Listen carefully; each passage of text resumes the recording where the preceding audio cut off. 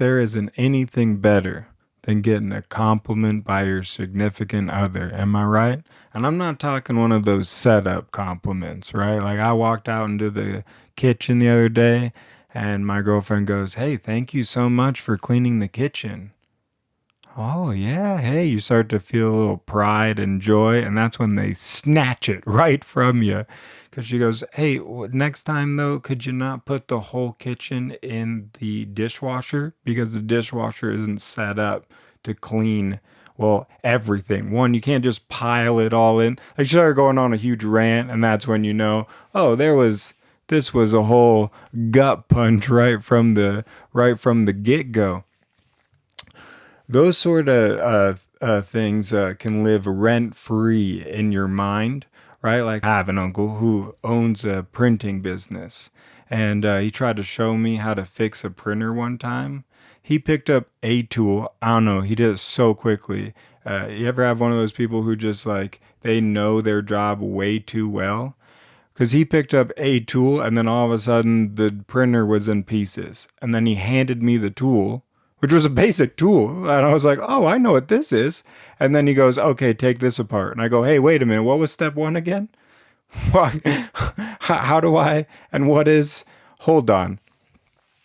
So, I had this guy who trained me doing this like physical like routine, and it's all about like timing and speed and physical labor, right? But sometimes every now and again, the person who showed you how to do something also has to remind you that they're top dog.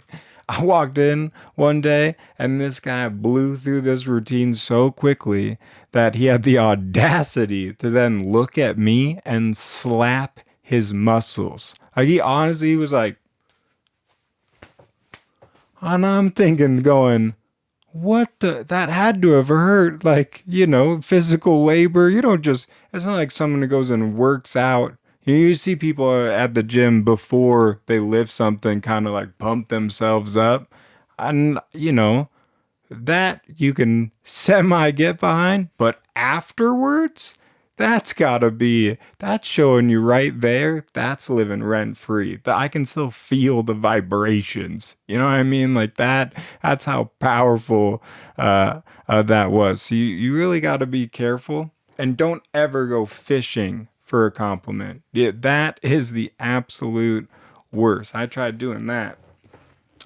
I was trying to tell my girlfriend that I was in the best shape of my life, and without skipping a beat, she looked right through me almost and went, "I I wish somebody taught you how to eat vegetables."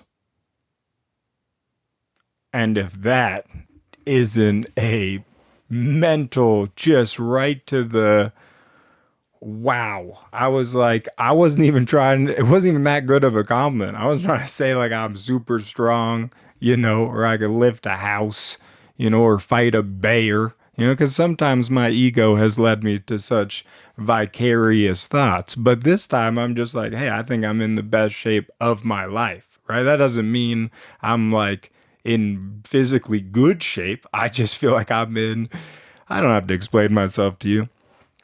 So then I tried switching it up and tried paying her a compliment first, thinking, oh, if I give her one, she might give me one. And so I was like, oh, hey, I really want to like thank you for supporting me in like my venture. And I really feel like I'm starting to put in the work due to your sacrifice. And I feel like I feel like my jokes are starting to work a little bit. And anybody ever like start responding to you as if they were already having the conversation in their head and they were just waiting for an opportunity? She started talking to me as if we were having like a 5 minute back and forth already. She just goes right into, so did you pay attention when you were in English class? Or you know what would be a good idea? That's the kind of curb tail because they automatically think, well, maybe that was a little harsh. You ever thought about taking an English class? Because if not, and they kind of put emphasis on the if not, you might want to look into that. What is First the gut punch, and now I'm getting a straight uppercut. I mean, the mental gymnastics of physical brutality that I was witnessing and experiencing, it was a roller coaster of emotions. I like to call it psycho kung fu at this point because that's what was happening. Do you think I have to write that down on a form?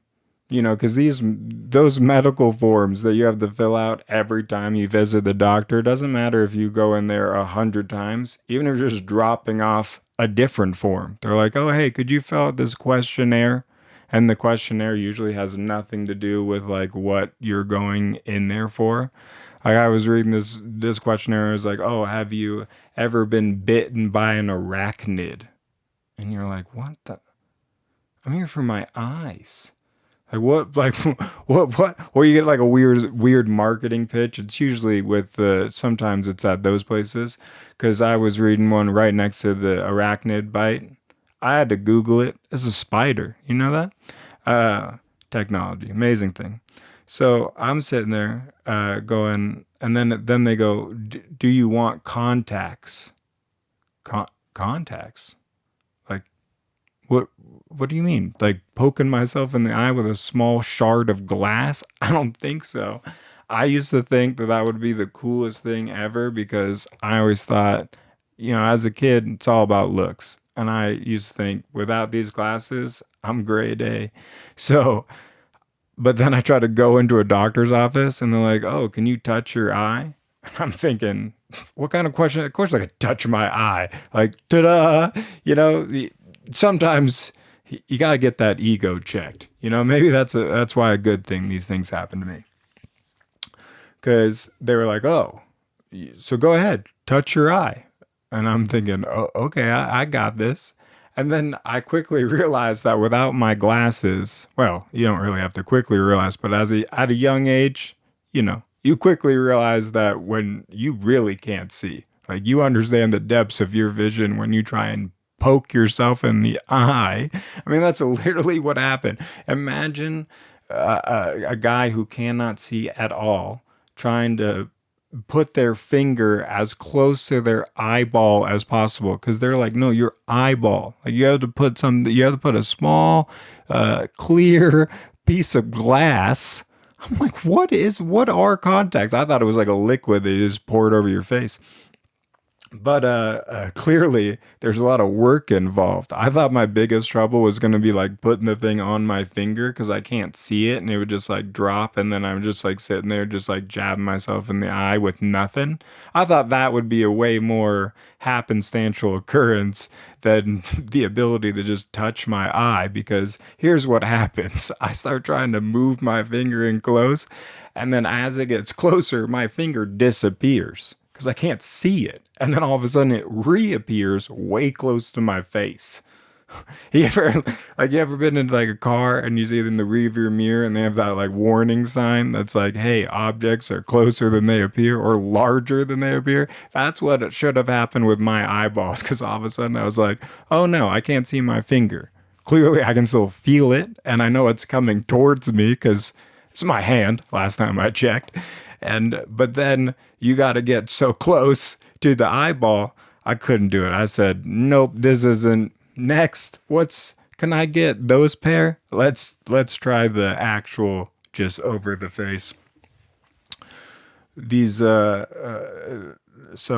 you know, it's a it's real tough out there. For who, I don't know. You ever meet those people who casually walk in with a way more serious injury than what the form may provide? Like somebody walks in just casually and they're way more injured. That like they shouldn't be in a doctor's office. They should be in, you know, one of those like maybe a bus with the lights on it and the sounds. uh, this guy like walks in, starts looking at the form, filling it out. Arachnid bite. And then walks back over and goes, "Hey, there's nowhere on this form that for squirrel ate my spine." And then and then the person at the front desk has to be like, "What? What?" You know, it's one of those like freak out moments. there are some people who are just too tough in this world. That it's so tough, it's kind of disturbing. You're kind of like, because there's feats of strength, and then there's kind of like, are you okay? Like, there's always, you ever meet those, in elden times, they would call them elders. Those people who are real tough, who have been through things. They used to wake up and breed cattle before they went to school. And, because land wasn't developed. Who knows what the story is. Like, there was one time I'm sitting in my house with an elder, right? And this guy comes out. You ever like see somebody after so many hours you thought they had left? You're like, oh, hey, where'd you go? Like, I've been here the whole time. What do you mean been here the whole time? I've been trapped in the garage. This is what this guy is. He goes, I was been trapped. I dislocated my shoulder. He apparently like went and reached at something, then something fell on him. He dislocated his shoulder, and he just decided, oh, I'll just sit here for a while, see if things work themselves out. I don't know what his plan was. He was trapped. That was his plan. And so finally, I guess he just decided, you know what? I've had enough of being stuck here. I'm just going to pop my shoulder back in and casually walk out like nothing had happened. I'm going, are you okay? Like, what? The whole time he's just casually telling me this as if, like, the president just strolled in and was like, hey, you're, the guy. You're like, not me. I don't want to be that guy. So he just went upstairs, took a nap, and was fine. You ever meet those guys who are just, I'll sleep it off. Sleep it off? There's no way you're sleeping that off. This is the same guy that also, like a few years later, got a nail straight through his hand. I'm saying, yeah, there's no way to sugarcoat straight through your hand, okay? And so he just decided that he would go to urgent care, because he needs care urgently. I think you need more than care. But, and he's bleeding, gushing blood out of his arteries. I'm not really sure. You could see through. I mean, the nail was still in there, but I'm sure there's a good size hole.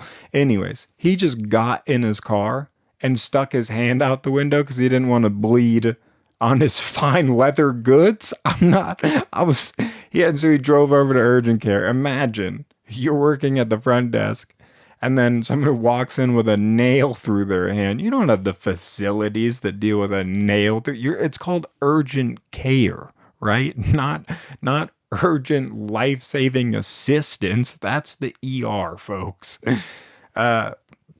And so he lets people check in. Like he's like, oh, look, people in line. Gets in line casually as he's just bleeding on the floor, and then walks up and they're like, oh, and how can we help you? You don't really have to say much. You just hold up your hand and you go, what could you do about this? And they're like, help? Like you ever shock somebody so much they just freeze, like they no longer have anything what to say. Like I worked at a bank one time, and you know how sometimes banks are attached to grocery stores. I had this lady walk in and go, I would like the chicken. What? We weren't inside the grocery store. We were just attached to the store. Like it was a separate store. But apparently the smell transferred. I'm not really sure. And I was like, oh, we're a bank. The grocery store is next door. She didn't believe me. She's like, chicken. There's no chicken here. Except for probably me, but other than that, there's no chicken. It's next door at the store. And so he basically then just responded with, oh, okay. Because they go, you need an ER ambulance, we'll call 911. Those are your options. We're at the critical stages here. He goes, no, I'll just take a new rag. What? Yeah, just hand me a rag. And he just wrapped that sucker up, put it right back out the window, got back in his car, and drove over to ER and just did the same thing. Hey, issue. It's not, it was this hand. We all get what hand it was.